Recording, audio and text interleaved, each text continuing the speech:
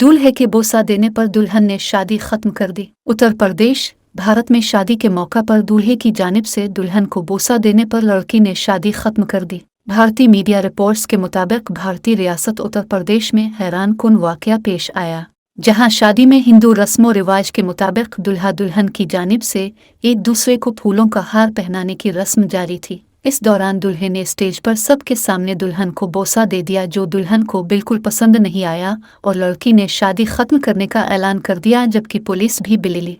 Police ने दोनों खानदानों के दरमियान सुलह करवाने की कोशिश की, लेकिन लड़की ना मानी। बाद अज़ां पुलिस दोनों खानदानों को थाने ले गई, जहां तफसीलात बताते हुए दुल्हन का कहना था कि दुल्हे ने उन्हें स्टेज पर गैर मुनासिब तरीके से छुआ, इसके बाद सबके सामने बोसा दिया, जो मुझे नामुनासिब लगा। दुल्हन ने मजीद कहा कि दूल्हे ने सबके सामने मेरी इज्जत नफस की परवाह किए बगैर ऐसा बर्ताव किया, वो मुस्तकबिल में कैसा करेगा। रिपोर्ट्स में कहा गया है कि पुलिस ने दोनों खानदानों को सोचने का वक्त दे दिया है।